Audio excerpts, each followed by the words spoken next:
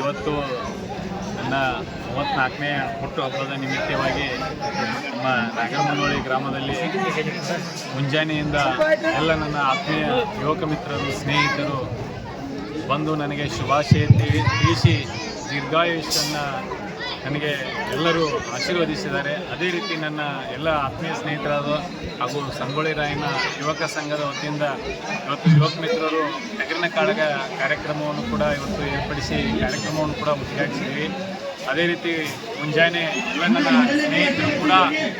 ಸ್ನೇಹಿತರು ಕೂಡ ಅನಾಥಾಶ್ರಮಕ್ಕೆ ತೆರಳಿ ಅಲ್ಲಿ ಅನಾಥ ಮಕ್ಕಳಿಗೆ ಅವರಿಗೆ ಒಂದು ತಿಂಗಳ ಮಟ್ಟಿಗೆ ಆಗುವಷ್ಟು ಏನು ಅವರಿಗೆ ಸಹಾಯ ಸಲಕರಣೆ ಬೇಕಾಗಿತ್ತು ಅವರೆಲ್ಲರಿಗೂ ಕೂಡ ನೀಡಿ ಅಲ್ಲೂ ಕೂಡ ನಾವು ಆ ಮಕ್ಕಳ ಒಂದು ಆಶೀರ್ವಾದ ತಗೊಂಡು ಬಂದು ಇವತ್ತು ಹುಟ್ಟುಹಬ್ಬವನ್ನು ಅತ್ಯಂತ ಹಬ್ಬದ ರೀತಿಯಲ್ಲಿ ಎಲ್ಲ ನನ್ನ ಸ್ನೇಹಿತರು ಆಚರಿಸಿದ್ದಾರೆ. ಅವರೆಲ್ಲರಿಗೂ ಕೂಡ ನಾನು ತುಂಬ ಹೃದಯದ ಧನ್ಯವಾದಗಳನ್ನು ಅರ್ಪಿಸಲಿಕ್ಕೆ ಬಯಸ್ತೀನಿ. ಮತ್ತೇನೇ ಹೇಳ ಬಯಸ್ತೀರಾ ನಿಮ್ಮ ಹುಟ್ಟುಹಬ್ಬದ ನಿಮಿತ್ತವಾಗಿ?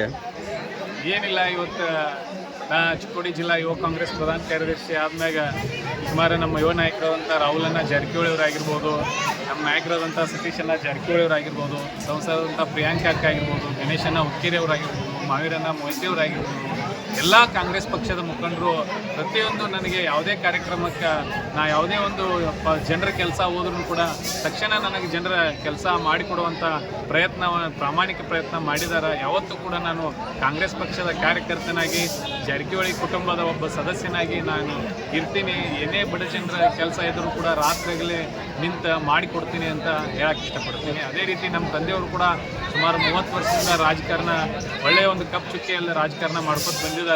ಅವ್ರು ಹಾಕಿಕೊಟ್ಟ ಮಾರ್ಗದಲ್ಲಿ ನಾನು ನಡೀತೀನಿ ಅಂತ ಹೇಳಕ್ಕೆ ಇಷ್ಟಪಡ್ತೀನಿ. Thank you. ಮಜಾ ಮಾಡೋದಾರೆ ಕೂತಾನೆ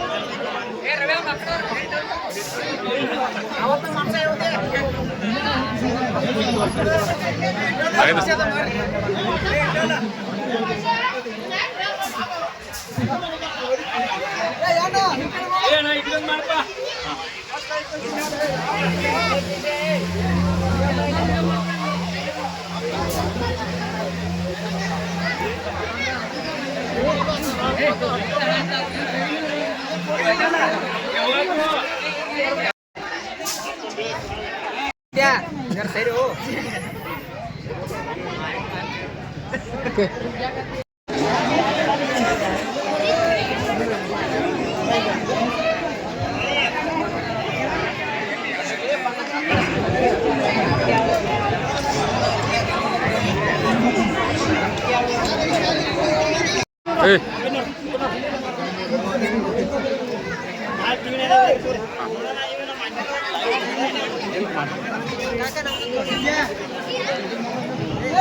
ಮಾಡಿದ